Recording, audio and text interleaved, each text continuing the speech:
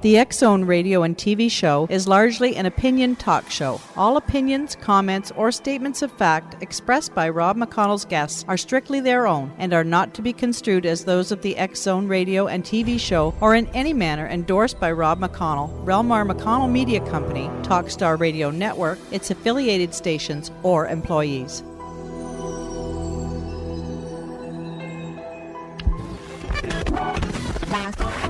All Hit Radio.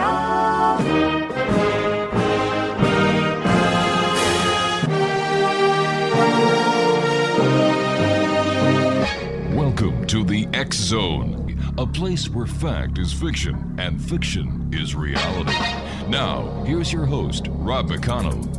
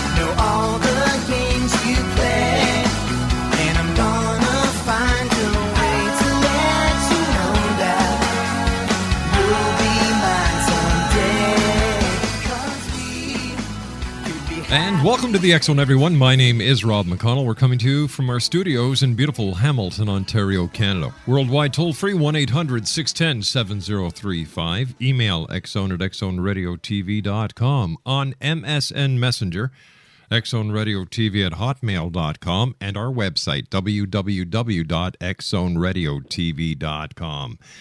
My first guest tonight is Fran Russo, and we're going to be talking to Fran about her book, Through the Eyes of Jaguar, One Woman's Journey. And Fran, welcome to the X-Zone. Well, welcome. Thank you. Tell us a little bit about yourself, Fran. Well, what can I tell you?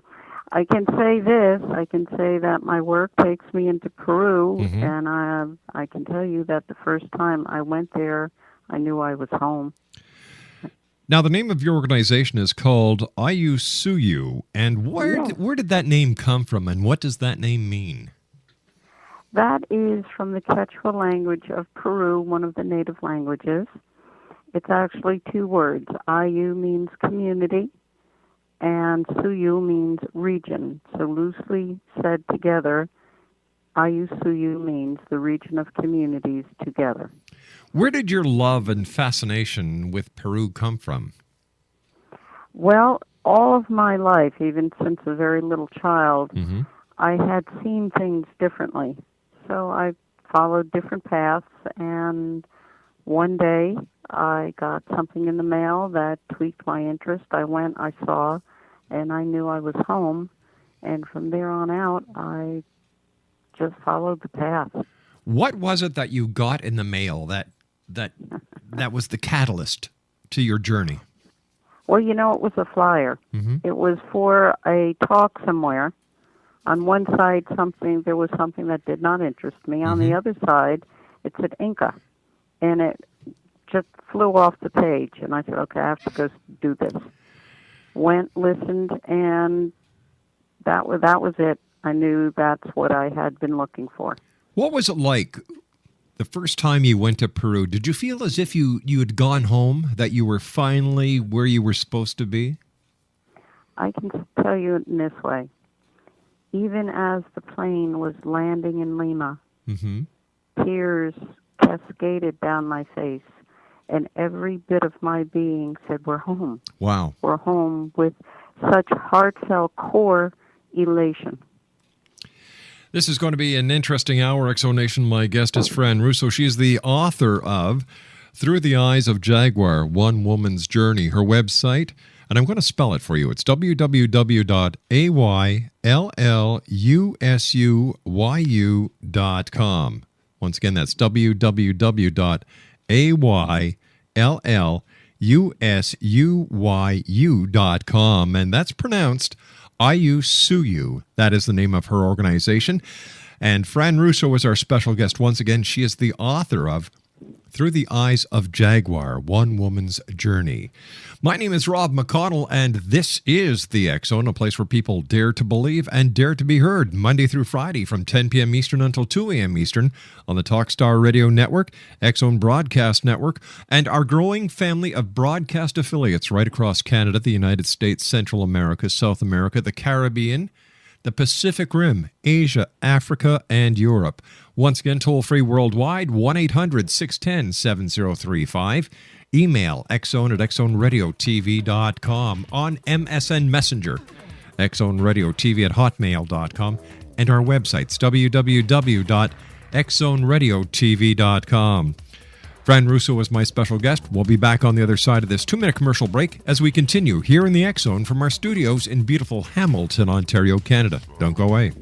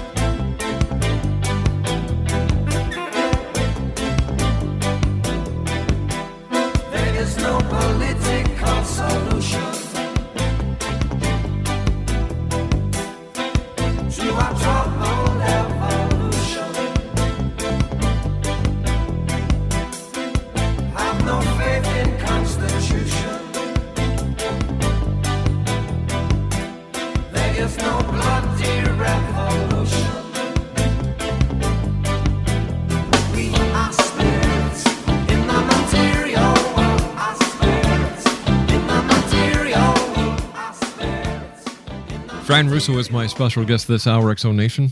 www.ayusuyu.com is her website, and that is spelled www.ayllsuyu.com. Fran is the author of Through the Eyes of Jaguar, One Woman's Journey. And tell us a little bit about what your book is about, Fran. My book is about my experiences in Peru and the teachings brought back from them. I've been going to Peru for 17 years. And that is from high up in the Andes, 16,000 feet in the Andes, to deep in the jungles, where I lived for quite some time. Tell me, what is the fascination with the Incas and the Andes that so many people seem to be drawn down to South America to experience the high Andes and the Incan culture?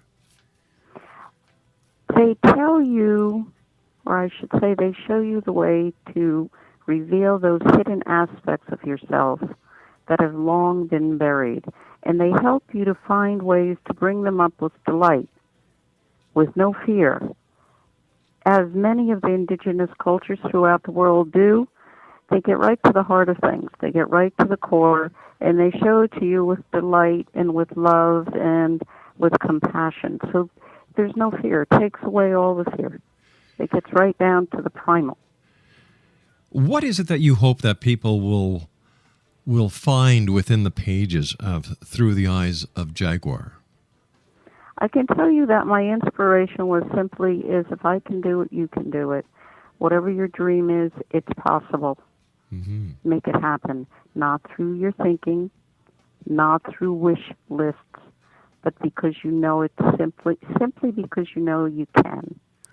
Get out there and do it. Become the physical legs or the perceptual guidance that you get, that instinct, that little gut that says, go ahead, go do it.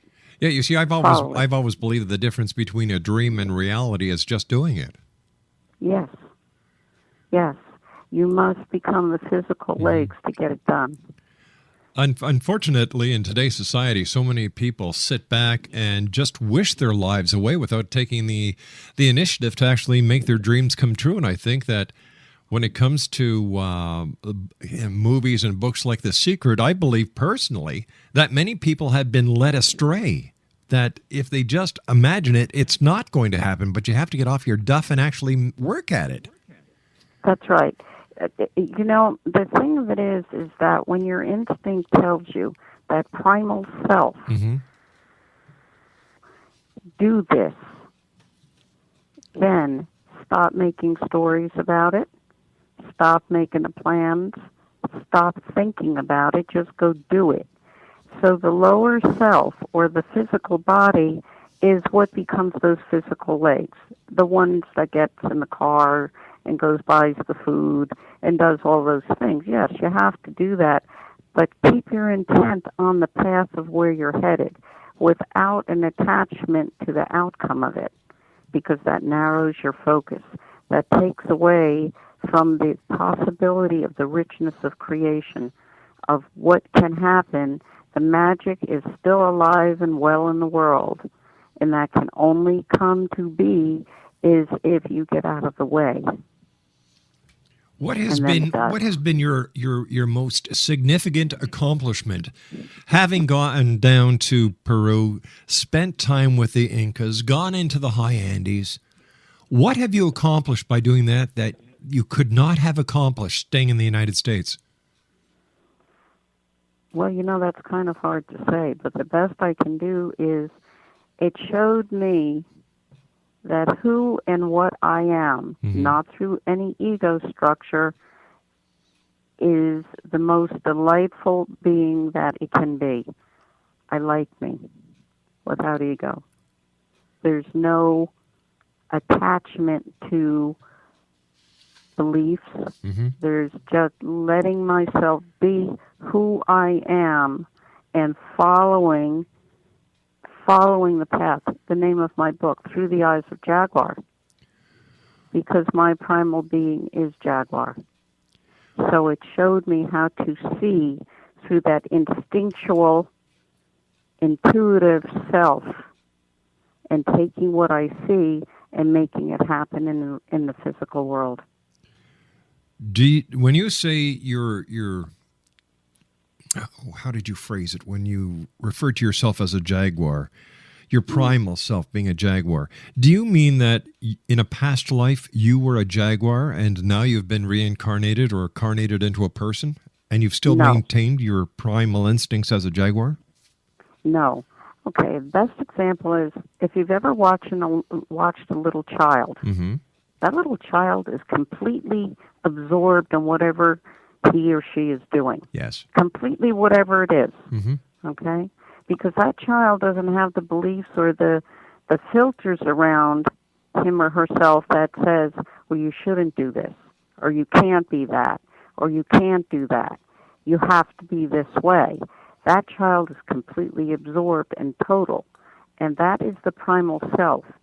Any animal or creature of the wild is instinctual. It sniffs life out. It tastes life through its senses. It knows perceptually what is and what isn't. We all have that, Rob, within us, deep in our core. All right, so what is it that you learned from the Incas that when you look back at your 17 trips down there, you say, you know what? This is what it was all about. I learned this from the Incas. Well, in the 17 years that I've been going down there, they continually show me to just be. That's the whole thing about them. They show you how to be delightfully who and what you are. And when I come back, I feel anew again. Not renewed, but anew. Another aspect of who I am has been revealed. They teach you that you don't have to live in fear. You don't have to live for death. Live for life. Live completely in the moment. Clearly know what is, and knowing that, so you are creating your future. That's what they teach you. Is it because they have a much slower pace of life and that their needs are very simple and they don't have the high stress values that we have on a day-to-day basis? Perhaps in part, but there are many of the Q'ero who are now the pure blood descendants of the ancient Inca who do live in the towns and live in the cities. And so they don't live up in the mountains, not all of them live up in the mountains anymore. And so they do have some of those, but that never changes because they know that who they are cannot change unless they permit it to change. So they allow themselves to be all who they are without the beliefs so they can get through life clearer. Did you participate in any ceremonies with the Incas? And if so, can you tell us about them? Well, all of the work that we do is sacred ceremony. And all of it is... I can say some of it I can tell you about, some other parts no.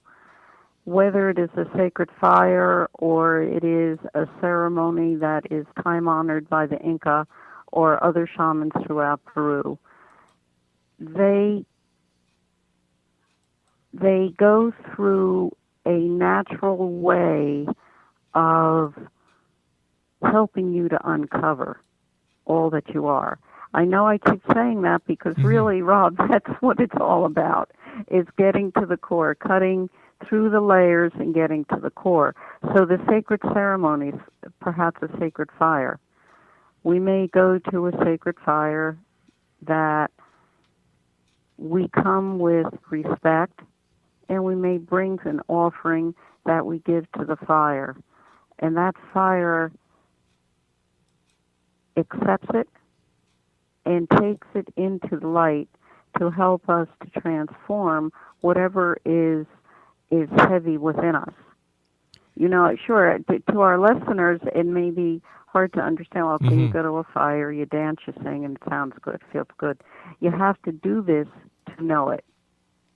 What's the difference between a sacred fire and a regular fire?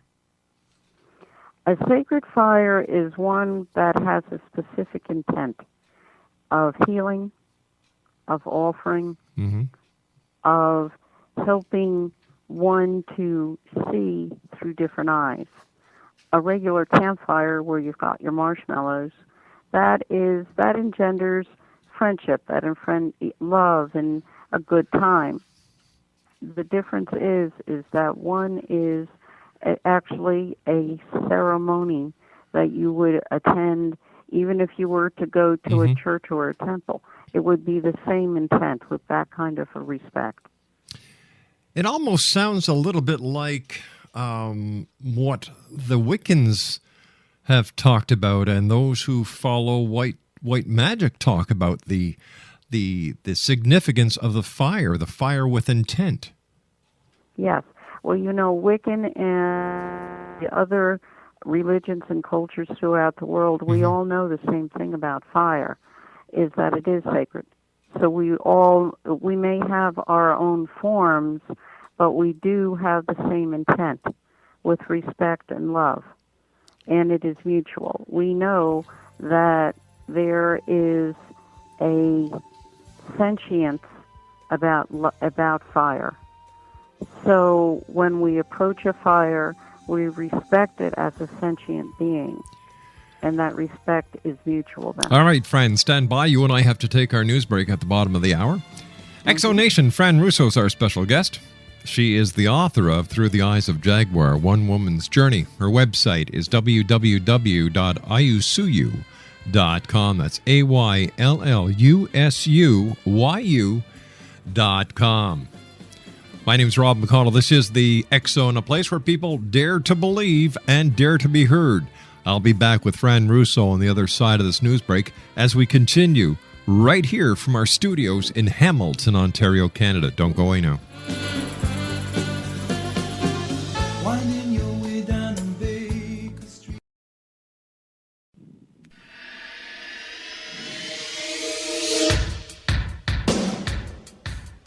My name is Michael Telstar, Canada's leading mentalist from Toronto, Ontario. Hi, my name is Splenda, and you're listening to my dad, Rob McConnell, on the X-Zone.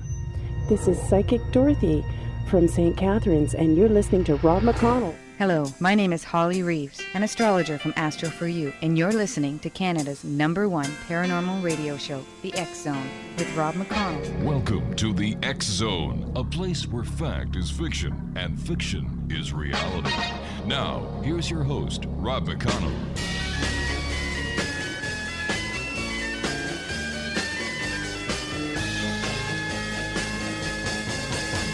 You know that it would be untrue. You know that I would be a liar if I was to say to you, girl, we couldn't get much higher. Come on, baby, light my fire. Come on, baby, light my fire. Try to set the night on fire. The time to hesitate is through. No time to wallow in the mire. Try now, we can only lose, and our love become a funeral pyre. Come on, baby, light my fire. Come on, baby, light my fire. Fran Russo's my special guest this hour, X-Zone Nation. www.iusuyu, that is AYLLUSUYU.com. She's the author of Through the Eyes of Jaguar, One Woman's Journey. And we're talking about Fran's trips, Fran's association, Fran's aspiration to visit and be with the Incas that she has done over the last 17 years. Fran, what was your inspiration for writing Through the Eyes of Jaguar? Well, I had felt that what I had gained in Peru were such gifts that others should share in that knowledge, that to help them understand all it takes is for you to get out of your way and do whatever you have to do to get what you want to have done. So, you know, we all have dreams. We all know that there are things we should do, but sometimes we lag, we procrastinate. It simply is do what you have to do outside of your comfort and safety zones, outside of your beliefs. Do what you have to do, irregardless of what the external might be telling you. Follow that gut, and that's what gets it done. I understand that you actually lived in the jungles of Peru, and I was wondering what that was like. Just getting back to basic, very, very strapped down basic. I loved it. I cried like a baby the day I was leaving. I couldn't be consoled, even though I knew I'd be back. Mm-hmm. You know, I found that people either love the jungle or they don't. They can't wait to get out of it, or they'd never want to leave it. It's immediate life, pulsing, vital life. You feel it when you're on the boat going downriver. You feel it when you get off the boat and you step on the land. You feel it when you go deep in the jungles, and I've taken people into the depths of the jungles where we've camped, just you, me, the camp, the tent, and the moon in the jungle. And we talk about magic in the world, do that, and you will simply know that it is alive. I can certainly agree with you through firsthand experience. I've spent time in the jungles of the Dominican Republic. Mm-hmm. Yeah. And there certainly is an energy and a feeling that you cannot describe within the jungle. And the deeper you get into the jungle, the more intense that feeling becomes. Yeah. You become one with nature. You to be alive. Yes, that's right. What were some of the hair-raising experiences that you might have had? Well then, okay. In the jungle specifically or anywhere? Well, let's talk about your experiences in Peru, whether it's in the jungle or high in the Andes. Okay. Well, The one time we went to a village in the Andes. Mm-hmm. It was one of the little indigenous tribes, and we went to go spend a day with them. They live up on the top of a cliff, if you can call it that. But to come down, there's this. I wouldn't even call it a path, kind of a dirt trail back down to the river. That's the only way you could get back down. Now, I knew that I could get my way and have to find another way out and cause a lot of troubles for anyone, and that was hair-raising because if there was one slip, you're in the drink. And in the drink, there is, in the river, you've got any kind of wildlife that lives in there that might decide a little small woman is a tasty snack. Mm-hmm. So I knew that I had to just do it. So I did it. Went down, no fear, got it done, and that was fine. Now that's mild by some things. There was a journey, and I must say it was here in the States in one of the canyons, where there was sacred work we were doing that required that what I did is I went half up a cliff wall at night and sat in a little niche there in a place called Cougar Canyon and was working with jaguar energy. I could smell the cougars. I could hear them. And it was wonderful. It was thrilling. It was terrifying. It was wonderful. I was either incredibly stupid or incredibly brave. And I'll leave the listeners to decide on that. But I can tell you that it was hair-raising, but it was wonderful. Because when it was all done, I knew I could do anything. What about the people that go with you, that you take into the jungle? How do they feel? How do they react their very first night with just you, the tent, the jungle, and the moon? Well, they know when they go with Ayusuyu to Peru that it's sacred ceremony. So they're going with the intent that they are wanting healing and they want to know who they are. So they already know not to pack expectations. So they come with, I tell them, don't pack fear, because it'll call whatever that fear is to you. Just come. So they come and they're excited like children, as I always am. And they love it. And yeah, they get nervous. They hear it. They see they're in an Amazon jungle. They hear it all and it scares them, but they love it. What sort of changes have you seen in the people that you and your organization, Ayusuyu, see in the people that you take into the jungle?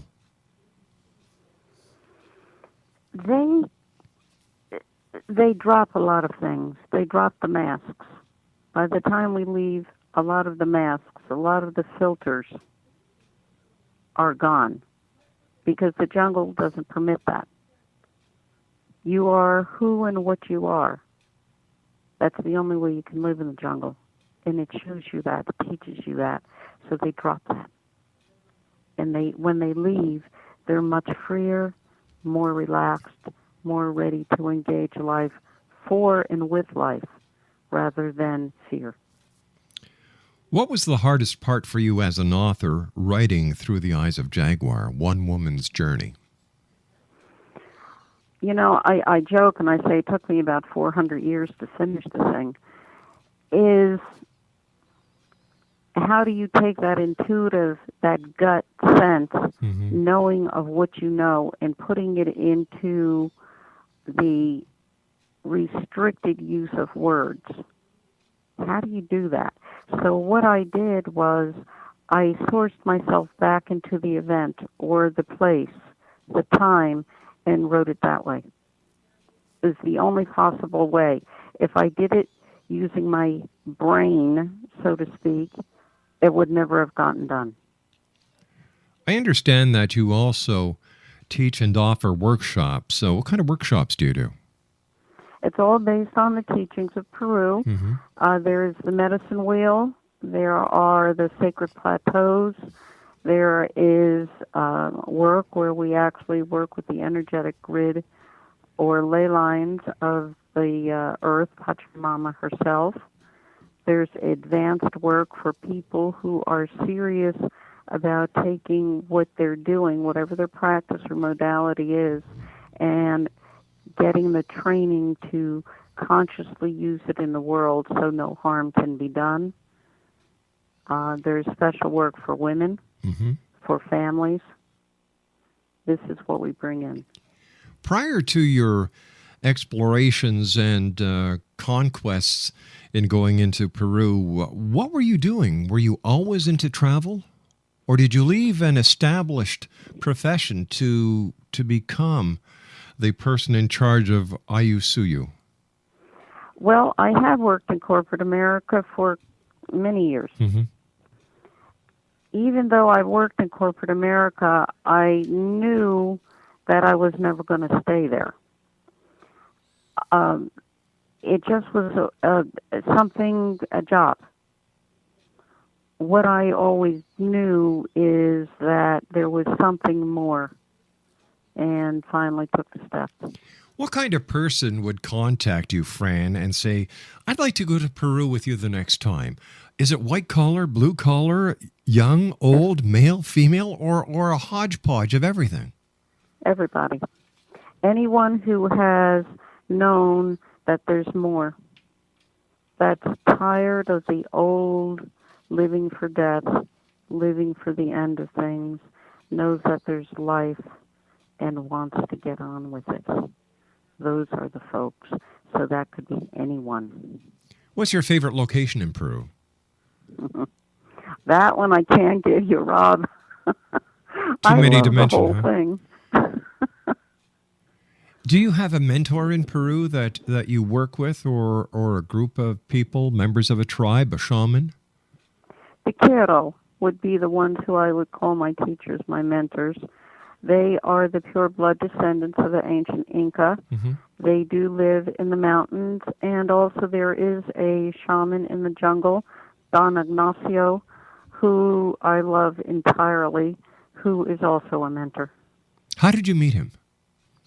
Well, one of the jungle journeys, he came and he is a master with the plants, and I worked with him in ceremony with those plants, and that was the immediate love happened. It was that simple. Yeah. If your heart is open, and you know its language, just listen. Why do you think it is? Why do you think it is that people in today's society look at the indigenous people of every country, and I'm talking about the First Nations in the United States and Canada, and we can go into the different jungle areas and the areas that are secluded away from high technology and the luxuries that many of us enjoy, as backwards, when it seems to me that these are the people who really have it all together, and we're the people in modern day society that need the lessons, not them. You know, you're absolutely right. You know, I tell people, when you go into Peru, you're going to see people who live simply. They don't live poorly, they live simply. And there's the difference. There are many people that live in First Nations that are much more poor than those who live in the heights of the mountains, because they don't have the need. If you were to give a pair of pants to one of the people, they would say, "Why? I have pants." It seems to me that the indigenous people and in many countries, those who have to work with the land and the sea, no matter how poor they are very happy. because they live with nature. They don't force nature or try to master it. They live with it. Mm-hmm. There's a sacred site in Peru called Moray. This is 3 circles that are huge. They're terraced. What the ancient Inca knew that they have to eat in every season. So what they did is they built a tier or a terrace in these circles all the way down to the bottom. On each one of those rings, they planted seasonal food. So they had food for every season of the year. They lived with nature. They followed it. And that's how they live simply and richly, because they live with nature. We've got about a minute left in this segment, Fran. Do you think that we can actually take our fast-paced way of living and combine it with the way of the Incas to some happy medium where we can enjoy both worlds? Yes, because there are those of us who are already doing it. All right, stand by. Let's talk about that when we come back from this commercial break. Exonation Fran Russo is our special guest. She is the author of Through the Eyes of Jaguar, One Woman's Journey. Her website is www.ayusuyu.com, and that's AYLLUSUYU.com. My name's Rob McConnell, and this is the X-Zone. Fran Russo and I will be back on the other side of this commercial break as we continue from our studios in Hamilton, Ontario, Canada. Don't go away. We'll be right back.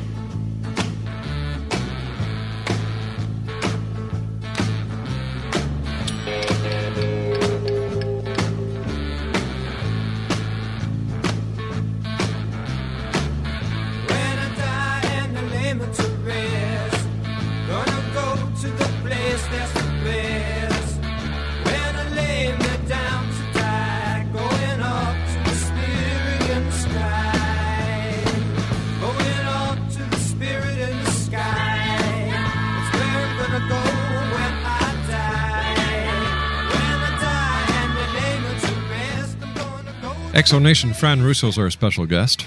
We're talking about her new book entitled Through the Eyes of Jaguar, One Woman's Journey. Fran, what did you learn about death when you were in the Andes, in Peru, talking to the Peruvians? What do you believe now happens when we die? I know it to be a transition. I know that it is simply a gateway for spirit to travel through for evolution, to continue on. That when the mortal coil, the physical body, has reached its finite end, it is a way to just make that transition. What I learned is that how it is that you live in life is how that ending can be.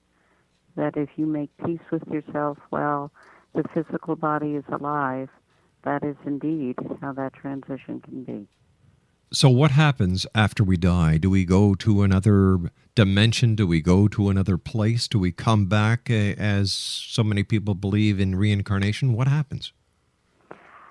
What we've come to know is that when the physical body dies, spirit does go through an evolution, if you will, in the higher planes.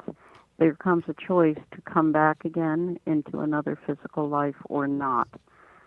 So yes, reincarnation, as that's been said, does happen. Past lives, yes. So when is your next trip down to Peru? And we're planning one for the middle of the summer, and then a very special journey to Peru at the end of the year. where we will be going from 2011 into 2012 on the high plateaus of the mountains, the place between heaven and earth, if you will. What do the Incas believe will happen on December the 21st, 2012? Or is there no significance whatsoever to them for that date? No, we've all, as the Inca, along with those throughout the world, we know through the perceptual, the energetic, not so much the date, that this is a time in which the human race, as a race of beings, evolves, an ascension, an evolution. So they don't think it's going to be the end of the world? No. It can be the end of violence, the end of people being personal, isolating, insulating. It's a time where we actually have the opportunity to know we are one. That's wonderful. Fran, we have run out of time for tonight. I want to thank you ever so much for joining us. We'll have to have you back on to talk about your trip going back to Peru for the crossing of the year. I'd love to hear more about that. So until then, thank you very much for joining us. It's been a great pleasure chatting with you. You're quite welcome, and thank you. Exonation, Fran Russo is the lady behind, are you ready for this? Ayusuyu. Her website is www.ayllsuyu.com. Visit it, and maybe if you'd like to go down to Peru, contact Fran. I'm sure that she'd be more than glad to talk to you about one of her many excursions going down to South America. When we come back, more of the X Zone from our studios in Hamilton, Ontario, Canada, right after the news at 6.5 minutes past the hour.